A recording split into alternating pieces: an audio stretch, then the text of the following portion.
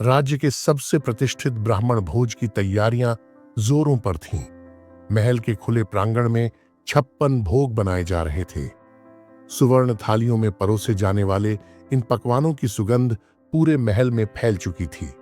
राजा स्वयं इस आयोजन की देखरेख कर रहा था, क्योंकि यह भोज उसकी भक्ति और धर्मपरायणता का प्रतीक था। भोजन तैयार होते ही सेवकों ने उसे सजा दिया, लेकिन जैसे ही ब्राह्मणों को आमंत्रित किया गया, अनजाने में एक दुर्घटना घट गई। महल के ऊपर से एक चील उड़ रही थी, जिसके पंजों में एक सांप जकड़ा हुआ था। वह संघर्ष कर रहा था, लेकिन चील की पकड़ मजबूत थी। अचानक थकान या चूक के कारण चील के पंजों से सांप छूट गया। सांप सीधा रसोई में बने भोजन के ऊपर गिरा। भय और पीड़ा के कारण उसने अपने विष को चारों ओर उगल दिया। कुछ ही पलों में जहर पकवानों में घुल गया, लेकिन रसोइयों को इस घटना का पता नहीं चला। भोज पूर्व निर्धारित समय पर शुरू हुआ और ब्राह्मणों को वही विषाक्त भोजन परोसा गया। जैसे ही उन्होंने पहला ग्रास ग्रहण किया, जहर का असर तुरंत दिखने लगा। कुछ ही क्षणों में सभी ब्राह्मणों की मृत्यु हो गई।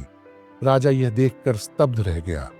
उसे लगा कि यह अनर्थ उसकी गलती से हुआ है। उसने स्वयं को इस महापाप का कारण मानते हुए अपने प्राण त्याग दिए। अब यमराज के दरबार में प्रश्न खड़ा हुआ, इस पाप का असली दोषी कौन है? यमदूतों ने विचार किया। 1. क्या राजा दोषी है क्योंकि भोज का आयोजन उसने किया था? 2. क्या चील दोषी है क्योंकि उसने ही सांप को उठाया था? 3. क्या सांप दोषी है क्योंकि उसके जहर से ब्राह्मणों की मृत्यु हुई? यमराज ने गहराई से सोचा। तभी राजा के कुछ बचे हुए ब्राह्मण राज्य में प्रवेश कर रहे थे। वे राजा से मिलने के लिए महल जा रहे थे, लेकिन उन्हें रास्ता ढूंढने में देर हो गई थी। महल के पास ही एक महिला रहती थी, जिसे रास्तों की अच्छी जानकारी थी। जब ब्राह्मणों ने उससे महल तक पहुंचने का मार्ग पूछा, तो उसने उत्तर दिया, मैं मुफ्त में कोई जानकारी नहीं देती।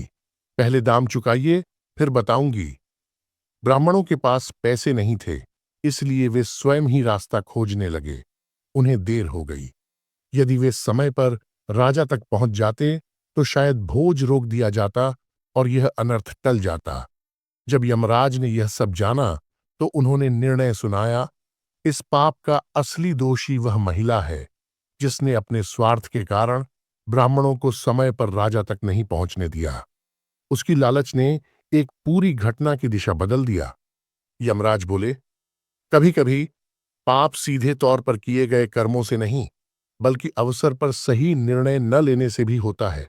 सहायता न करना भी उतना ही बड़ा पाप है, जितना किसी को हानि पहुंचाना। तो दोस्तों, यह कथा हमें सिखाती है कि स्वार्थ और लापरवाही